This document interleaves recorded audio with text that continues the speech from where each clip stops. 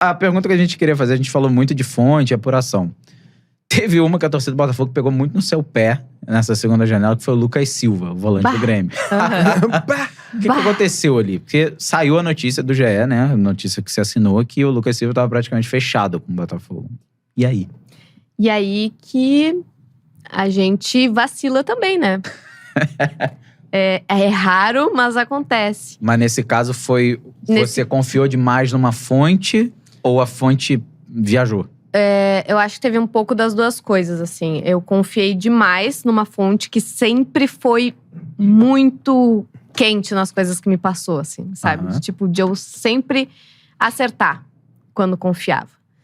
E do outro lado, quando eu apurei, obviamente, uma das coisas que quando a gente falou em mídia independente, mídia tradicional, uma das coisas que a gente sempre tem muito cuidado, e eu admiro muito quem da mídia independente também tem esse cuidado, que é apurar a informação, pelo menos duas fontes. Não, ouvi dizer que talvez, quem sabe, se for lua cheia em dia ímpar, fulano de tal vem. Tem desse. Sabe? Sim. Então, eu acho muito massa que na mídia identificada e independente do Botafogo tem muito jornalista que faz o trabalho como tem que ser feito, sabe? Um trabalho que tem que ser respeitado porque é feito honestamente e de forma que eu considero correta, assim, dentro do jornalismo. E foi o que eu fiz. Recebi essa informação. Quando eu fui apurar com o Grêmio, a resposta que eu tive claro, faz total sentido. É de um dos jogadores mais caros que a gente tem no elenco. Não vai ter muito espaço agora com a chegada do Lucas Leiva. E não faz sentido a gente, agora cortando custos, ter um jogador com o custo que ele tem para ser reserva do Grêmio. Então, faz sentido. Tudo levava a crer. Tudo levava a crer que sim, sabe? E aí, eu publiquei, no exato momento, assim, que eu publiquei, já veio outra pessoa dizendo: da onde tu tirou isso, meu Deus do céu? E aí eu digo: não, tá normal. Porque isso também aconteceu com o Carlos Eduardo. Ah, é? Aham. Eu publiquei o Carlos Eduardo, acho que eu fui a primeira pessoa a dar essa notícia. Publiquei o Carlos Eduardo com a mesma fonte, consultando as mesmas pessoas. E teve uma pessoa que veio assim: da onde tá tirando isso? Maluca, não sei o que. E aí deu 2 dias, o Carlos Eduardo foi confirmado. E essa mesma pessoa veio me questionar do Lucas Silva. Eu pensei: bom, então tamo grande, né? Então a mesma coisa com o resultado vai ser o mesmo. Exato.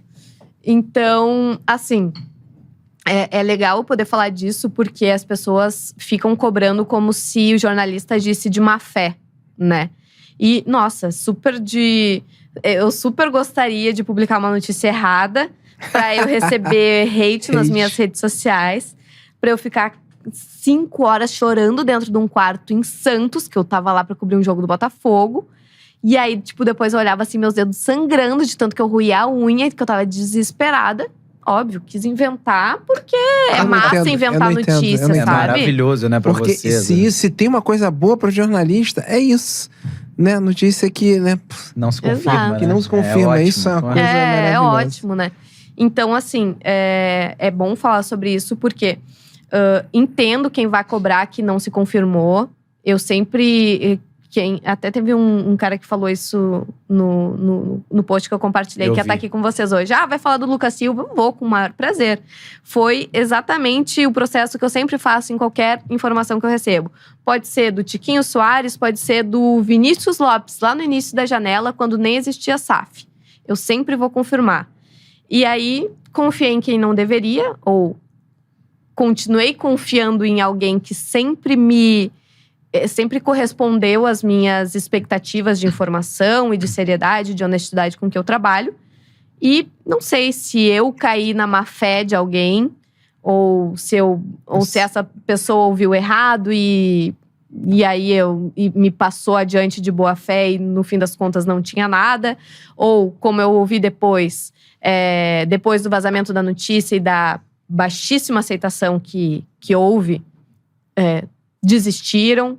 Até hoje eu não entendi direito o que aconteceu, mas o fato é que isso gerou ameaça, gerou ofensa, gerou uma série de coisas assim que não deveria acontecer quando algo desse tipo de acontecimento, assim, rola, sabe? Então, enfim, foi isso que aconteceu. Você chegou a falar com o jogador? Lucas Silva, ele apareceu na rede social e postou, né, mensagem. O Lucas Silva estava concentrado. Falei apenas com a assessoria dele. Que negou que houvesse algum tipo de negociação. Eu botei isso na reportagem, em contato com a reportagem. A assessoria do jogador negou qualquer tipo de negociação. E é isso, dei voz àquela versão. Tava ali, né? E aí, não sei por que motivo, em alguns minutos, estava no Twitter do jogador, não posso dizer que foi ele que tweetou. Estava no Twitter do jogador o meu nome, a reportagem, dizendo que entrou em contato comigo, que queria desfazer esse mal-entendido, etc, etc, etc. Enfim, tem vários ruídos de comunicação nesse meio de caminho, várias coisas que eu ainda também não entendi. Mas foi isso que aconteceu. Confiei de boa fé, vacilei, talvez por ter confiado, mas não no fato de ter confiado em uma pessoa só. Foi ali uma série de acontecimentos que me fez acreditar que aquilo era verdade. Sim. Como foi verdade com o Carlos Eduardo, como foi verdade com o Luiz Henrique, como foi verdade com o Luiz Castro, como foi verdade com o Piazon e vários outros que chegaram ao Botafogo e realmente se confirmaram, né? Sim. Então, enfim, foi uma infelicidade, assim, que eu acho que daqui a pouco todo mundo vai passar por isso. Eu nunca tinha passado e não é legal passar.